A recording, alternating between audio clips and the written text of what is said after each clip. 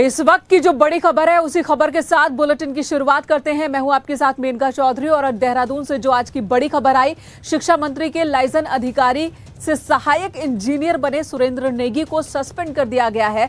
10 जुलाई को सुरेंद्र नेगी मंत्री के साथ उत्तरकाशी गए थे, लेकिन इस बात की जानकारी सुरेंद्र नेगी ने पीडब्ल्यूडी विभाग को नहीं दी थी और न ही इसे लेकर विभाग से कोई एनओसी ही उन्होंने हासिल की थी।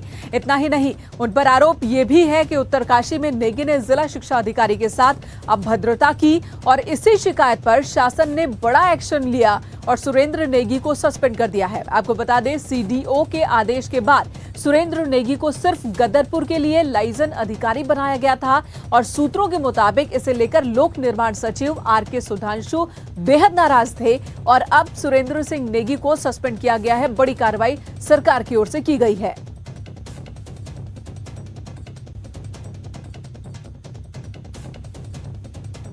भारती सकलानी हमारी सहयोगी इस वक्त हमारे साथ जुड़ चुकी हैं। भारती, शिकायत हुई और अब कार्रवाई भी हुई है।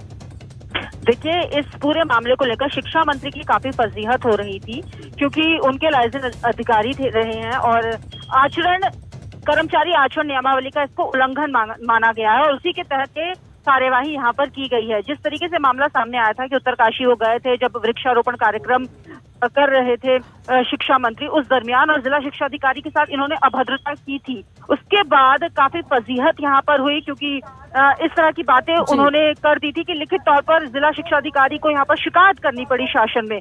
फिर जांच बैठाई गई। शिक्षा मंत्री ने खुद कहा कि इस पूरे मुद्दे की जांच होनी चाहिए और जब अब एक्शन हुआ है तो ये बात निकलकर सामने आई है कि 10 जुलाई को जब वो उत्तरकाशी गए थे तो ना तो उन्होंने विभाग को ही इस बात की खबर दी, ना ही उन्होंने एनओसी ली। बिल्कुल भारती, और इससे पहले भी आपने देखा है उत्तराखंड में एक बड़ी समस्या है कि अधिकारी मंत्रियों की नहीं सुनते और अधिकारी अपनी मनमानी करते हैं। हालांकि इस मामले में यहाँ कार्रवाई हुई है। धन्यवाद आपका इस वक्त पूरी जानकारी देने के लिए। अगली खबर का रुख कर लेते हैं। राज्य में अनलॉक 3 को लेकर पुलिस मुख्यालय की ओर से भी दिशा निर्देश जारी कर दिए गए हैं, यानी कि गाइडलाइंस जारी कर दी गई हैं। अब रात में कर्फ्यू हट रहा है, वहीं जिम भी खुलने जा रहा है। इसे लेकर केंद्र के बाद राज्य सरकार ने भी गाइडलाइंस जारी की और अब पुलिस का कहना है कि वो नियमों का सख्ती से पालन करवाएंगे और इसके लिए जिलों को निर्देश जारी कर दिए गए हैं। तस्वीरें ये हम आपको दिखा रहे हैं। अनलॉक 3 के गाइडलाइंस उत्तराखंड में भी जारी कर दिए गए।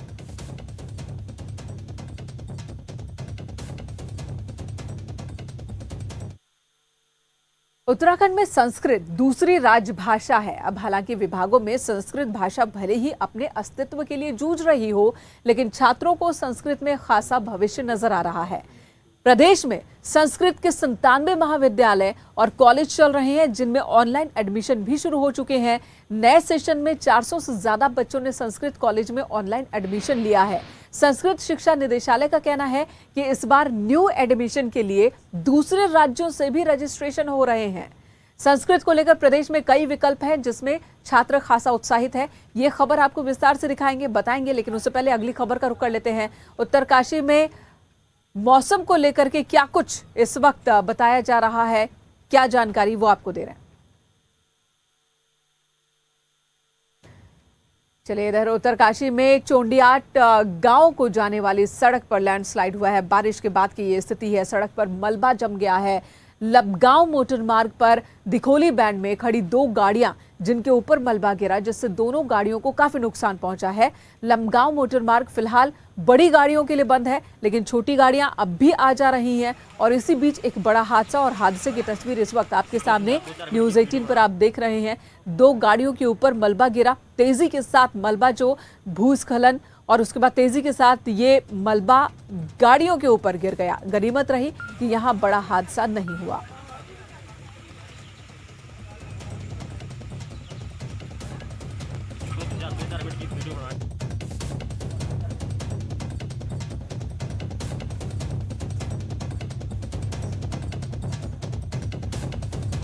ये तस्वीरें आप हादसे के बाद की तस्वीर देख रहे हैं। एक बस और कार खड़ी है, पार्क की हुई थी और तभी ऊंचाई से मलबा आकर के गाड़ियों पर गिरता है। इस तरह की तस्वीरें उत्तराखंड में जगह जगह से देखने को मिल रही हैं। मॉनसून के दौरान ये आम समस्या है, लेकिन लोगों के जो जीवन है वो बुरी तरह से प्रभावित रहता है।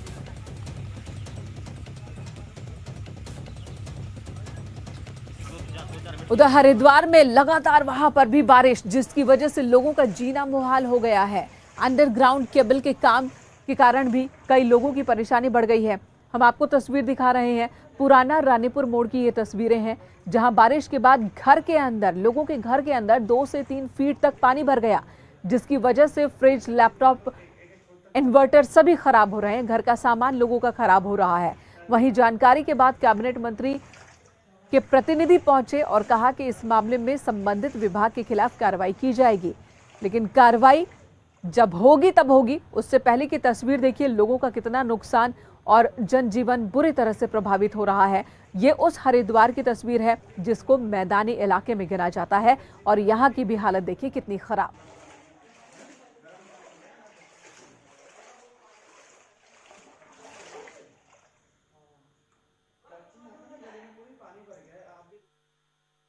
द मानसून काल में जर्जर सड़कों से जूझ रहे लोगों के लिए एक अच्छी खबर है। प्रदेश सरकार ने करीब 5000 किलोमीटर लंबाई की 255 सड़कों का स्टेट अपग्रेड कर दिया है। इससे अब इन सड़कों की समय पर मरम्मत हो सकेगी। इसके तहत करीब 1300 किलोमीटर लंबे 44 ग्रामीण और जिला मार्गों को स्टेट हाईवे का दर्जा अब दिया गया है। प्रदेश में अब स्टेट हाईवे की संख्या 108 हो चुकी है। इसके अलावा 106 ग्रामीण सड़कों को मुख्य जिला मार्ग और 103 ग्रामीण सड़कों को अन्य जिला मार्ग का दर्जा दिया गया है। इससे सबसे ज्यादा फायदा उन ग्रामीण क्षेत्रों में होगा जहां जर्जर स्थिति में पड़ी सड़कों की कोई सुध लेने वाला नहीं है, क्योंकि अब यहां पर वक्त वक्त पर मरम्मत सड़कों की होती रहेगी। उपरांत कुल हमारे स्टेट में 108 स्टेट हाईवे हो गए हैं और 165 एमडीआर और 416 ओडीआर। इनके बनाने का उद्देश्य भी यही रहता है कि जैसे जैसे मार्गों पर ट्रैफिक बढ़ता है, उनकी इम्पोर्टेंस बढ़ती है, तो उस हिसाब से उसमें हमें केंद्र पोषित योजनाओं का भी लाभ लिया जाना होता है। तो उसके लिए ये काफ़ी उपयोगी साबित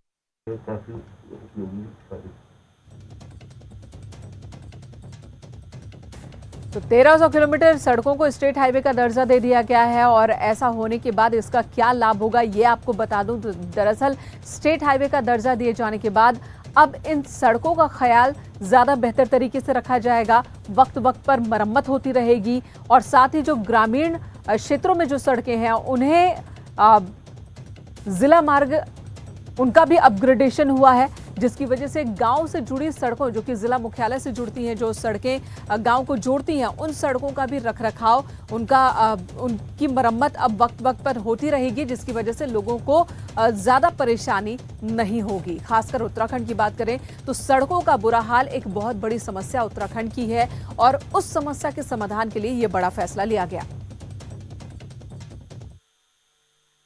इधर कोरोना का असर अब पीएम मोदी के dream project all weather road पर भी दिखने लगा है। लॉकडाउन के दौरान कई मजदूर अब अपने घरों को लौट गए, जिसकी वजह से काम की रफ्तार धीमी पड़ गई है। ठेकेदार का कहना है कि कुशल कारीगर, ऑपरेटर और मजदूर नहीं मिल रहे हैं, जिसकी वजह से काम की गति काफी कम हो गई है। आपको बता दें कि जिले में चिन्याली सौड़ से उत्तरकाशी तक सड़क का निर्माण चल रहा है। वहीं काम ठप होने से लोगों को भी परेशानी हो रही है, क्योंकि कई जगहों पर सड़कें खोद दी गई हैं। सड़क बनाने के लिए वहां पर खुदाई का काम हो गया है, यानी कि जो कच्ची सड़क थी वो भी टूट गई और पक्की सड़क अभी बनी नहीं। हमारी प्रशासन से ये मांग है कि माननीय प्रधानमंत्री जी के dream project all weather road को समय पर पूरा करने के लिए, और बरसात का सीजन भी सर पर है, और हम ये चाहते हैं कि हमको लेबर को लाने के लिए सरकार मदद करे। मुझे कई एजेंसियों ने बताया कि मजदूर हमको नहीं मिल पा रहे हैं, लेकिन हमने ये कहा उनको ठीक है, आप यदि कहीं से मजदूर लाना चाहते हैं और आना चाहते हैं हम उनको परमिट कर देंगे।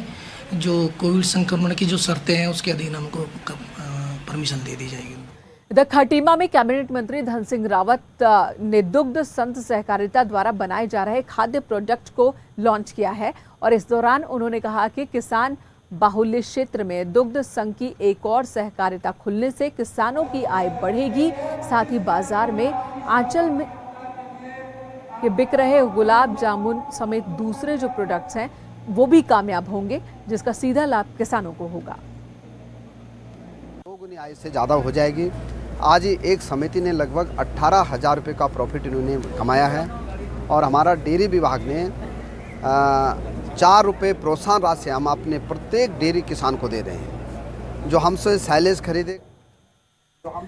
और अब खबर कोटद्वार से, जहां प्रस्तावित मेडिकल कॉलेज को लेकर एक बार फिर से राजनीति शुरू हो गई है। मेडिकल कॉलेज की जमीन को फिर से चिकित्सा शिक्षा को ट्रांसफर किए जाने के बाद कांग्रेस ने सवाल उठाए हैं। आपको बता दें कि इससे पहले 110 बीघा जमीन को चिकित्सा शिक्षा से श्रम विभाग को ट्रांसफर किया गया था। जमीन के ट्रांसफर के बाद पूर्व स्वास्थ्य मंत्री सुरेंद्र सिंह नेगी ने मंत्री हरक सिंह रावत पर निशाना भी साधा है।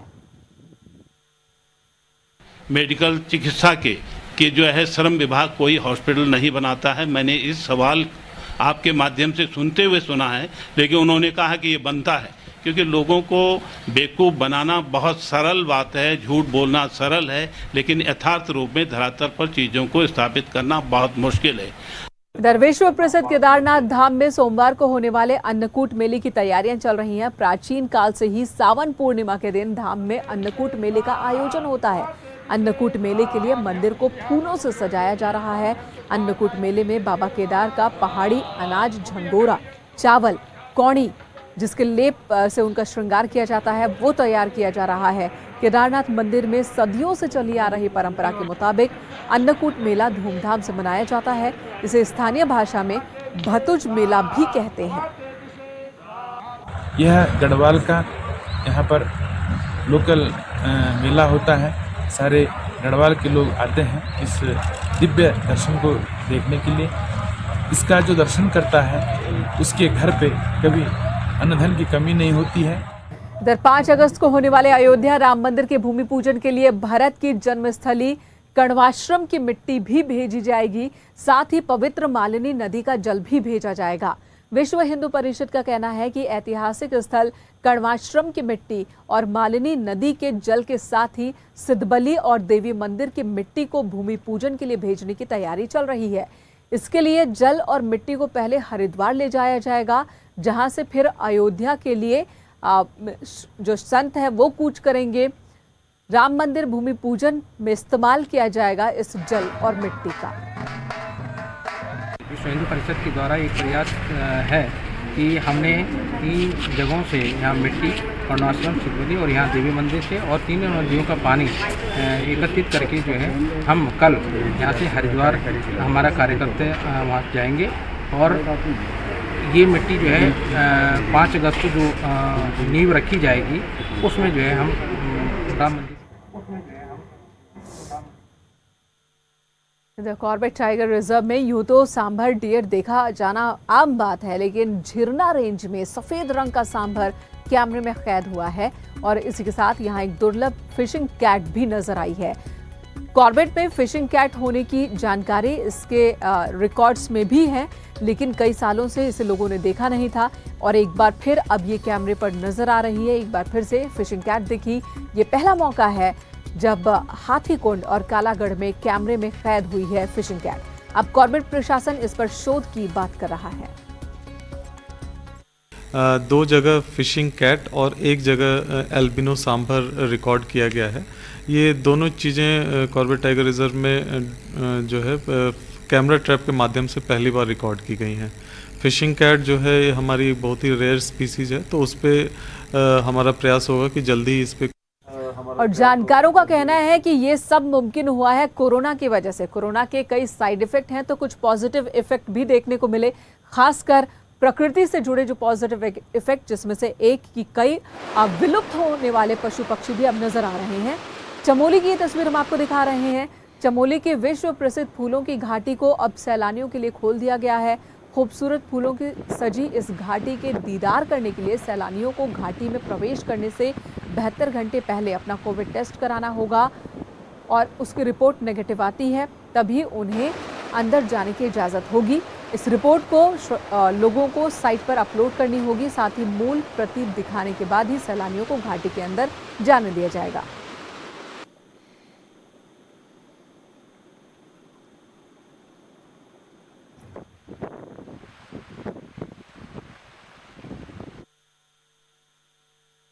इस वक्त बड़ी खबर आ रही है। राज्यसभा सांसद अमर सिंह के निधन की खबर आ रही है। अमर सिंह अब नहीं रहे। राज्यसभा सांसद अमर सिंह का निधन हो गया है।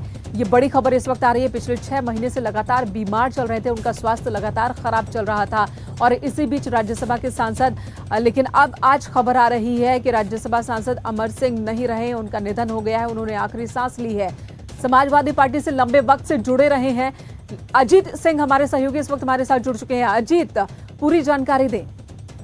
देखिए, बिल्कुल मेनका अमर सिंह बहुत बड़ा नाम था, लंबी बीमारी से वो जूझ रहे थे और सिंगापुर में इलाज के दौरान अब से थोड़ी देर बाद उनकी मौत होगी। हालांकि अभी उनके परिवार के लोगों से बात नहीं हो पाई, लेकिन खबर आ रही है कि उनका देहांत हो गया। और बड़ा कद रहा समाजवादी पार्टी में, कभी मुलायम सिंह यादव के राइट हैंड रहे समाजवादी पार्टी को आगे तक ले जाने में, और उस परिवार से बड़ा गहरा नाता रहा। जब भी कोई बात होती थी अमर सिंह ही मुलायम सिंह के साथ खड़े होते थे और बड़ा भरोसा था मुलायम सिंह यादव को। तो निश्चित तौर पर एक बड़ी क्षति हुई है। फिलहाल वो तो समाजवादी पार्टी में नहीं थे, सांसद रहे, राज्यसभा के समाजवादी पार्टी से सांसद रहे।